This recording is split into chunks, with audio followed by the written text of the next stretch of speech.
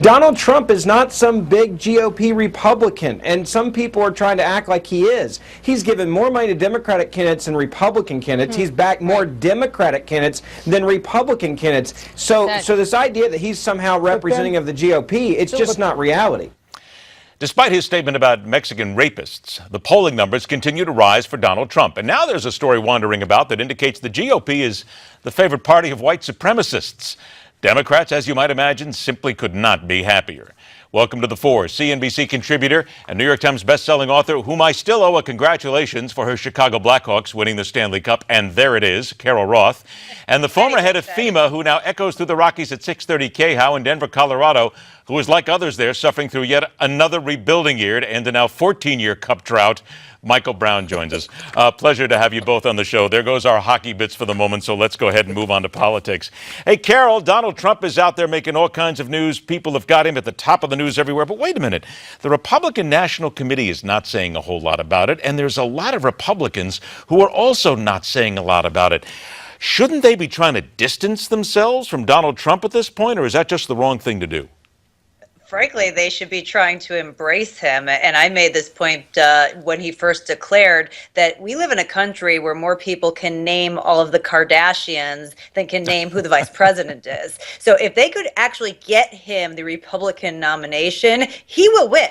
I know people say, no, there's no way. He will absolutely win because that's the country that we live in today, Ed. So I think if I were the GOP, I was in charge, I would be embracing Donald Trump as a real and viable candidate and trying to figure out who they could pair him up with to make the ultimate American, quote-unquote, power ticket. All right, Mike, do you agree with that? And not only that, let's put it this way. Do you think that he could win if he went up against Hillary?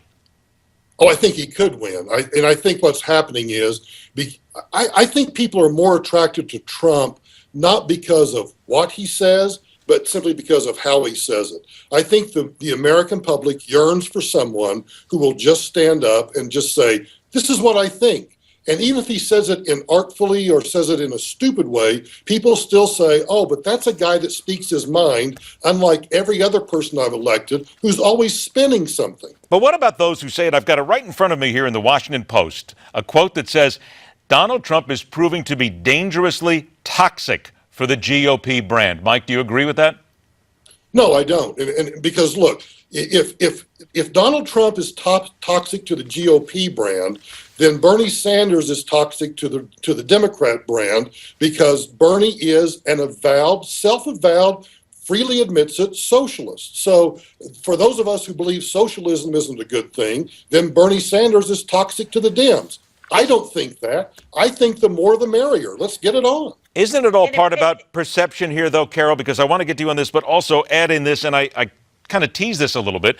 There's a story coming out now that a lot of white supremacists are actually finding themselves attracted to Donald Trump after what he said. Again, it's all about perception. The Democrats are going to use that. Isn't that a little scary to see that coming in on your side? You don't want those people. Well, certainly I think that would be toxic to the GOP brand, and certainly would distance myself from the white supremacists. But the reality is that the important word that you keep talking about is brand, and brand is about notoriety, and it's about attention, and sometimes it's just about having people talk about you, whether that's good publicity or bad publicity. And Donald Trump knows how to do that better than anyone. He's got his name on the sides of buildings. He's known as a very successful businessman, and unfortunately, we live with a lot of low information voters who will say, oh, yeah, Trump, business, speaks his mind. And I think from the GOP, from a diversity of their brand perspective, again, should be paying some real attention here. All right, Mike, let's go ahead and move to something else here. A poll taken. And this regards the Confederate flag. It was taken by the CNN. It's a CNN ORC poll. Do you see the Confederate flag more as a symbol of Southern pride or as a symbol of racism? 57% of people said Southern pride and 33% said racism. I don't know about you, but I'm a little bit surprised by those numbers. Well, and when you dig down into the actual numbers of that poll, I'm actually talking about this poll this afternoon on the radio program. Those numbers are that's the headline. But when you dig deeper in it, you find that people are a little closer, in fact, than what those numbers indicate. But here's, I think, the takeaway from it, Ed, and that is you can have this symbol, and the symbol may have meant one thing 100 years ago, but you can't then look at the General Lee on Dukes of Hazzard and say in any possible way is the Dukes of Hazzard a racist comedy from the 1970s? And so I think that's what these poll numbers really reflect. I'm so glad I have a model car somewhere that actually has the General Lee on it from my childhood, because I'm going to be making money off that one day. Carol, Mike just hit on the next point here. Regardless of what you think here, TV Land has dropped the Dukes of Hazzard now. NASCAR, which has lived on the Confederate flag for decades, is asking people not to bring a flag to their races right now. Everybody knew this existed for decades, but now all of a sudden they've decided to make these changes. I think the TV Land is preposterous. The TV Land thing, I think it has gone to beyond the point of any level of common sense. I mean, are we going to pull Gone with the Wind from the library shelves? Well, they're already talking about that, as a matter of fact. There's people who want Gone with the Wind pulled. And I think it's absolutely ludicrous. And I think the people need to remember that being offended, and particularly in a historical perspective, is not a violation of your civil rights.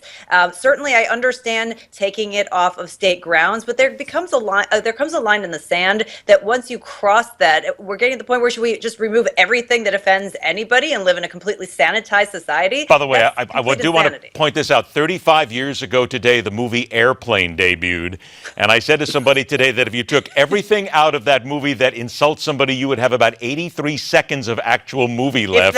And it still is hysterical. I don't care what anybody says, and don't call me Shirley. Carol Roth and Michael Brown, I waited all day just to get one in there. I want to thank you both for joining us. Have a great 4th of July. We'll talk to you both soon.